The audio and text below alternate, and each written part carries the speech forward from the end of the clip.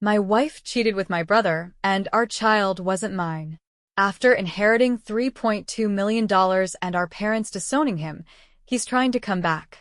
Years later, after our parents disowned Kyle and left me their $3.2 million inheritance, he's trying to force his way back into my life. But forgiveness feels impossible after everything he's done to me. Kyle and I were never close, even as children. For as long as I can remember, he loathed me, not out of envy but for reasons I could never fully understand. Ironically, he was the one who had always been favored by our parents. My mother doted on him to an extreme degree.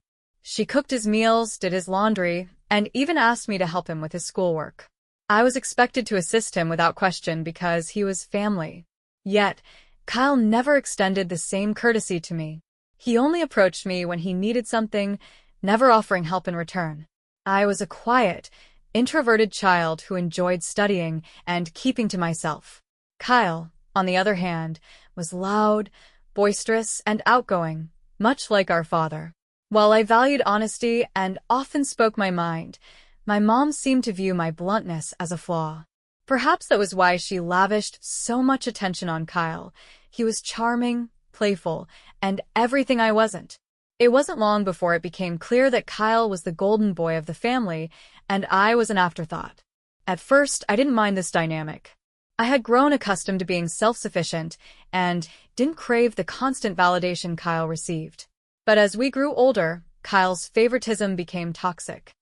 He didn't just bask in our parents' attention. He actively sought to torment me. He would tease me relentlessly, mocking my height, my glasses, and my quiet nature. Worse, he would sneak into my room to read my diary, sharing its contents with my mom and turning my most private thoughts into ammunition against me. Whenever I complained, my parents dismissed my concerns. My mom would laugh and tell me that this was just how brothers bonded. But Kyle's actions weren't harmless pranks. Once, he placed small stones in my cereal, and I only realized it before taking a bite. Another time, he came dangerously close to breaking my glasses during one of his jokes. His behavior at school was even worse. Instead of standing up for me when I was bullied, Kyle would join in, calling me names like loser and nerd. He even encouraged the bullies to physically attack me. One of his insults still haunts me. During an argument, he told me to end my life. At the time, I was struggling with my mental health, and hearing those words from my own brother cut me deeply. I wanted to believe that he didn't mean it, but it was hard to shake the feeling that he genuinely wanted me gone. My mom's response to all this? She scolded me for playing the victim and accused me of provoking Kyle. Things escalated further in high school. One day, during an argument, Kyle grabbed a lighter and tried to burn my hair. For once, my dad intervened, threatening to call the authorities on him. It was the first time Kyle faced any real consequences for his actions, and he was visibly shaken. Later that night, my dad came to my room and apologized for not stepping in sooner. He admitted that he had been blind to Kyle's behavior for years, hoping he would grow out of his immaturity. But now he realized that Kyle wasn't just being childish, he was becoming a bully. Hearing my dad acknowledge my pain was overwhelming. I broke down and confided in him about everything Kyle had done to me over the years. I also told him about the bullying I faced at school. My dad was horrified. The next day, he went to my school to speak with the principal, warning my bullies of severe consequences if they didn't stop. That evening, he enrolled me in MMA classes at a local gym, telling me that I needed to learn to defend myself and stand up to bullies. At first, the idea of a bookish, nerdy kid learning MMA seemed laughable, even to me. But I threw myself into it with the same focus I gave to my studies. Over time, I built strength and confidence. My physique changed, and so did my outlook on life. I was no longer afraid to stand my ground. The true test of my newfound resilience came when Kyle crossed the line again. I had been saving my pocket money for months, money we earned by helping our parents with chores. One day, Kyle sneaked into my room and stole it. I caught him just as he was about to cycle off with his friends. When I confronted him, he mocked me, saying I'd probably go crying to Dad like I always did. But this time, I didn't back down. I punched him square in the face, sending him sprawling to the ground. As Kyle lay there stunned, I calmly retrieved my money from his pocket and walked away. He started crying, loud and dramatic, drawing the attention of our mom.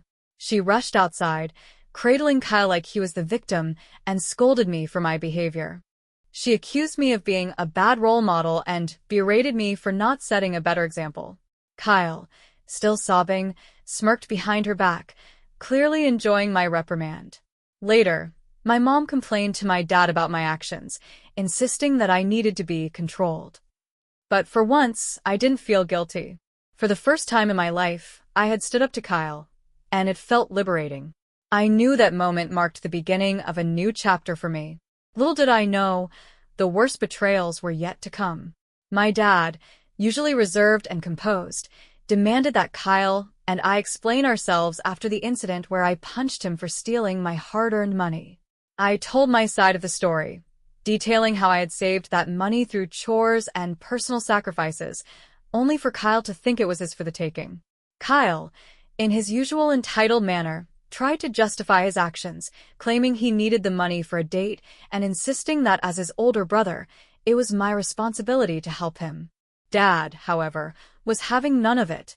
For the first time, he firmly stood up to Kyle and told him he was lucky I hadn't called the police. Stealing wasn't just a family matter, it was a crime. Kyle tried to escalate the situation, throwing a tantrum in hopes that Mom would come to his defense. But Dad remained steadfast, telling him that his actions were unacceptable and that he had no right to take what wasn't his. When Kyle realized that he wouldn't get his way and that I wasn't going to be punished, he exploded in anger, screaming about how much he hated me before storming off to his room. He slammed the door and locked himself inside, probably wallowing in the fact that his usual tricks were no longer working. It was a turning point for me. For the first time, Kyle seemed to understand that he couldn't push me around anymore, and I felt an odd sense of equality for the first time in our relationship. However, his behavior didn't improve entirely. While he no longer dared to physically confront me, he resorted to verbal jabs whenever he could. He would call me a nerd or a loser under his breath and avoid direct interactions with me unless absolutely necessary. Even then, he would communicate through Mom, who seemed more than willing to act as his messenger. Whenever I asked her why he couldn't just talk to me himself, she'd brush it off, telling me to be the bigger person or be more understanding. By the time I was ready to leave for university, I was desperate to escape. The constant tension, the emotional manipulation, and the toxicity at home had taken their toll. My acceptance to my dream university, coupled with a scholarship, was a lifeline. Dad threw a small party to celebrate my achievement, and even Mom seemed genuinely proud. But Kyle remained distant, barely acknowledging my accomplishment. When I finally moved out, it felt like I could breathe for the first time. University life was liberating. I made friends, excelled in my studies, and began to rediscover who I was outside the shadow of my family's dysfunction. Most importantly, I met Karen during my second year. She was beautiful, intelligent, and kind, the kind of person who lit up a room just by walking into it. We met at a fraternity party, introduced by a mutual friend, and hit it off immediately. Karen and I started dating, and our relationship grew quickly. By our final year of university, we found out that she was pregnant. Coming from a conservative family, we both felt it was important to get married before the baby arrived. Our wedding was a modest affair, attended by close friends and family. It was a happy day, one where I thought I had everything I could ever want: a loving wife, a child on the way, and a promising future. For a long time, I was convinced that Karen was the love of my life. I had always envisioned a life of monogamy, of growing old with one woman who would be my partner in every sense. Despite receiving attention from other women over the years, I never entertained the idea of straying because I genuinely believed in the sanctity of my marriage. Karen was my dream girl, and I wanted to build a life with her. But my faith in her was tested twice. The first time was an affair she had with a married coworker. It was a long, drawn-out entanglement that spanned a few years before I found out.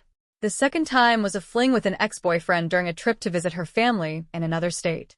Both times, the betrayal crushed me. The pain was indescribable, and I felt like the foundation of our relationship had been ripped apart. Despite everything, I chose to forgive her. Some might call me foolish, and in hindsight, I can't entirely disagree. But I didn't want my child to grow up in a broken home. I convinced myself that we could overcome these challenges and rebuild our marriage. Karen apologized profusely both times, swearing that she wanted to make things work. She blamed her actions on youthful mistakes, impulsivity, and not thinking clearly.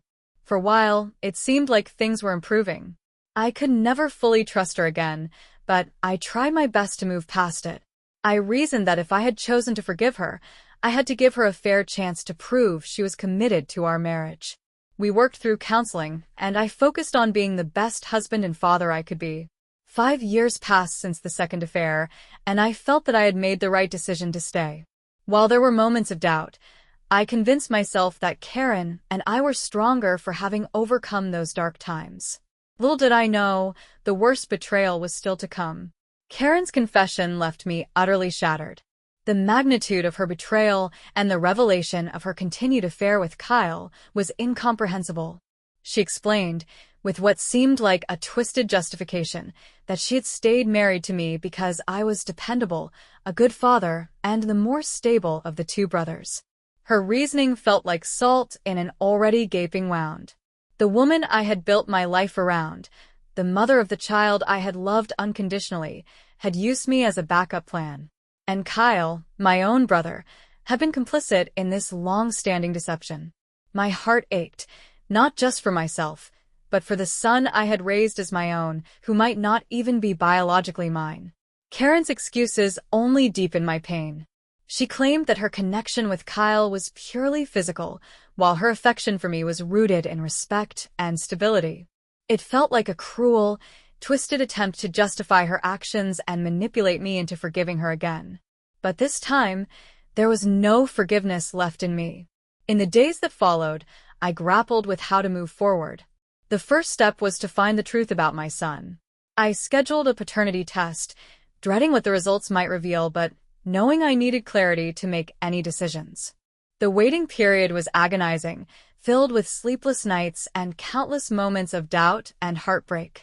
When the results came back, the devastation was complete. My son was not biologically mine. It was Kyle's child, a fact that felt like the final blow in an already unbearable situation. I could barely breathe as I stared at the paper, my mind racing with memories of the boy I had raised, loved, and cared for.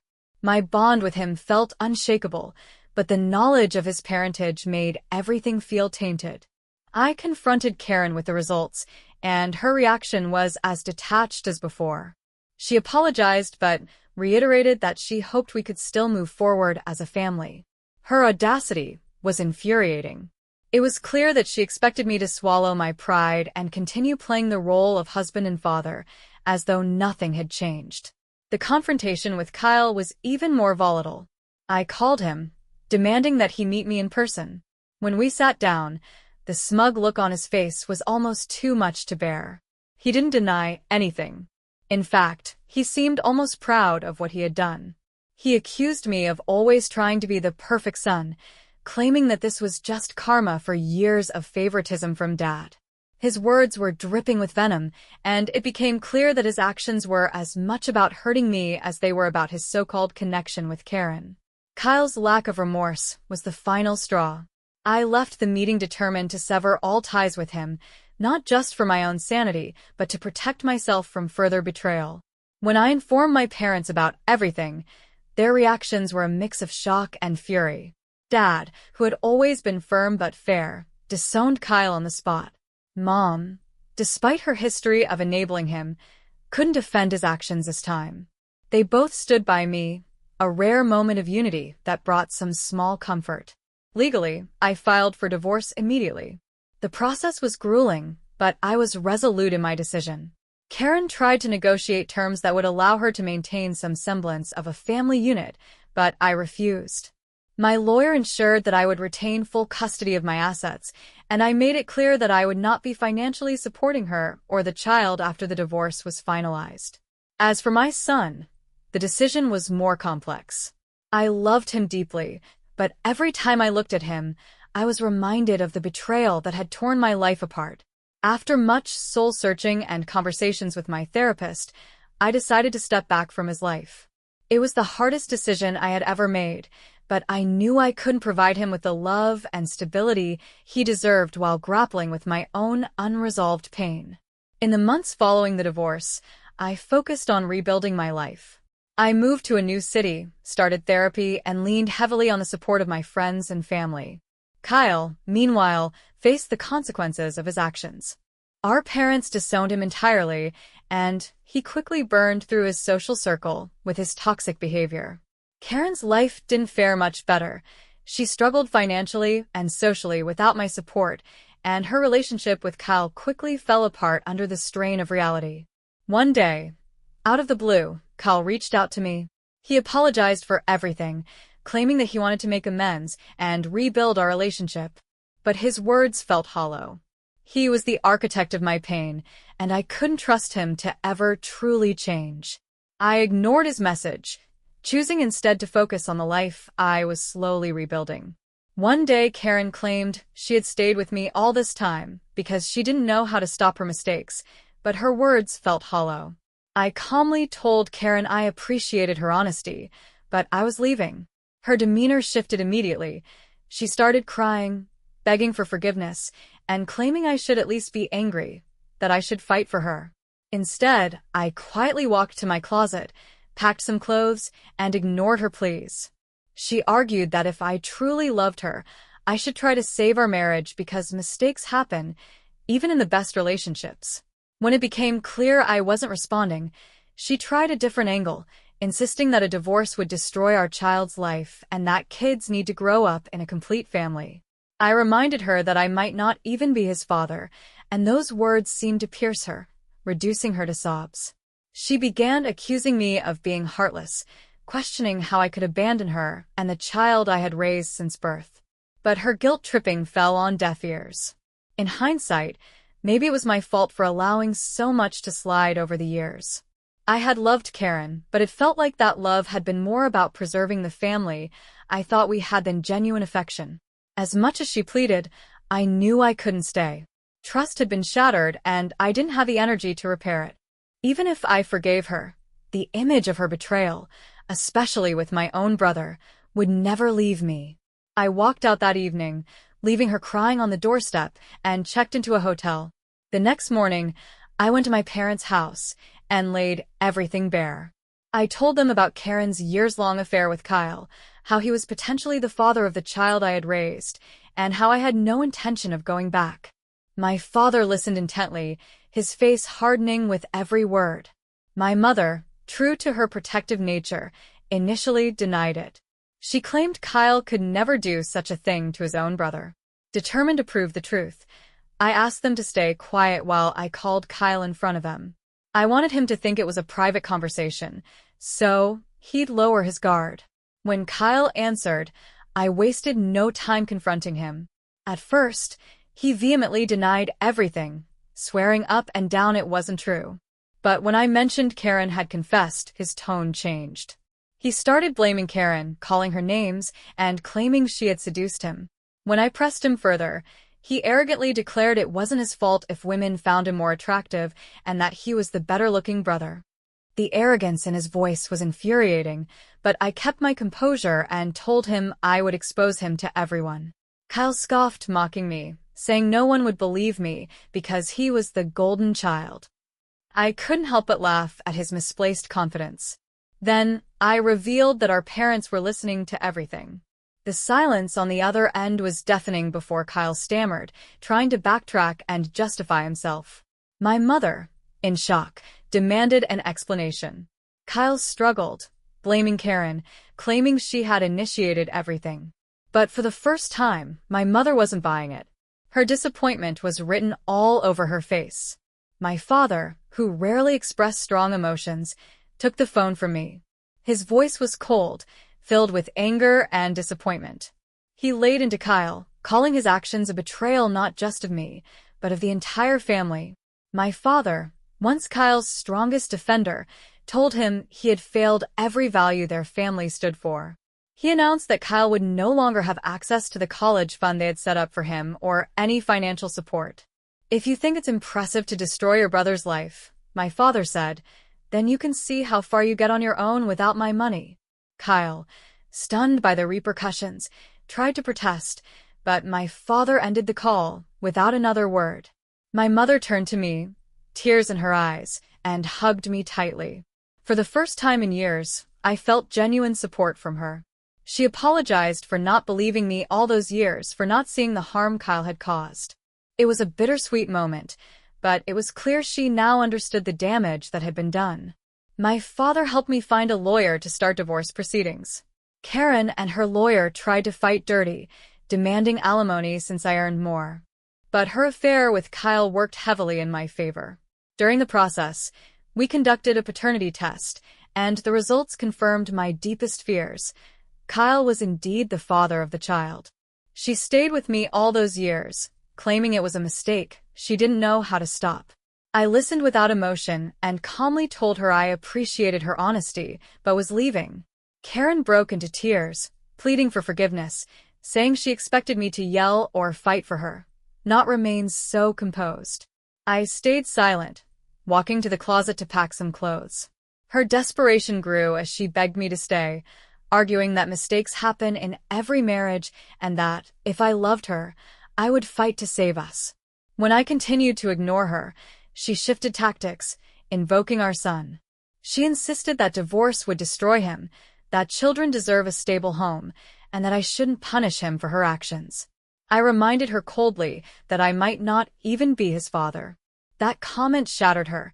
She dissolved into tears and accused me of being cruel for walking away from the child I had raised since birth. It became clear she believed nothing could make me leave the marriage, and perhaps that had given her the confidence to betray me so brazenly. In hindsight, I realized I had enabled so much of her behavior by letting things slide over the years. While I once loved Karen, that love had morphed into a commitment born of habit and the belief we shared a child. Her pleas for reconciliation rang hollow. Even if I forgave her, I couldn't unsee the betrayal, especially with my own brother. Forgiveness was no longer an option. I left her sobbing on the doorstep and checked into a hotel. The next morning, I went to my parents' house and told them everything. I revealed the years-long affair between Karen and Kyle, the possibility that my son might not be mine, and the complete collapse of my marriage. My father listened with grim intensity, while my mother, ever the defender of her golden child, tried to dismiss the allegations. She claimed Kyle could never do such a thing to his own brother. Determined to expose the truth, I asked them to stay silent while I called Kyle.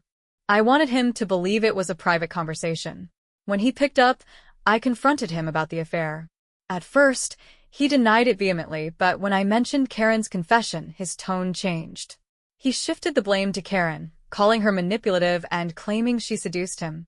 Then, in true Kyle fashion, he tried to spin his actions, saying it wasn't his fault if women found him more attractive and that he was the better-looking brother. I told him I intended to expose him, but he laughed, mocking me. He said no one would believe me because he was the favorite.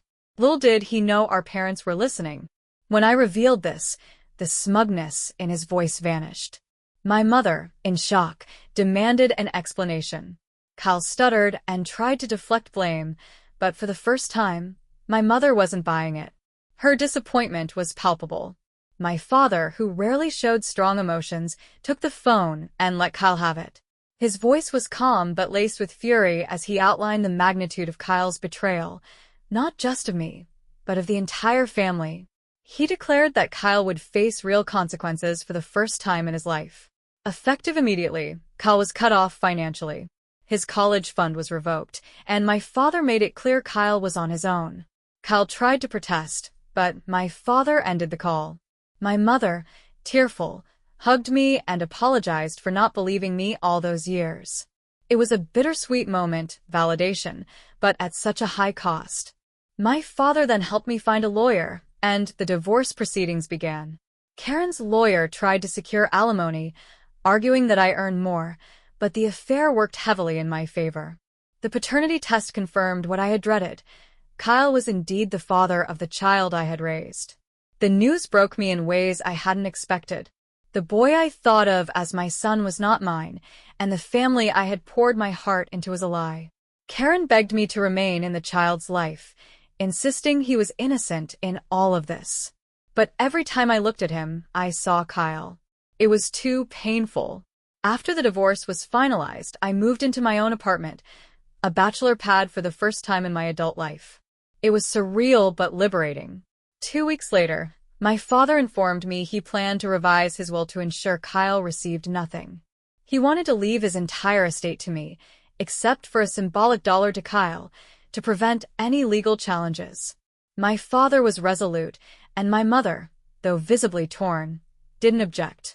When Kyle discovered this, likely through my mother, he reached out to me. It was the first time I had heard from him since the fallout. He begged me to intervene with our parents, claiming he was struggling in college and couldn't afford child support for Karen's son.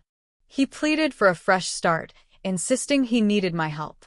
I couldn't help but laugh. I told him he had made his choices, and the consequences were now his to bear. If he thought Karen and her child were such prizes, he could handle them himself.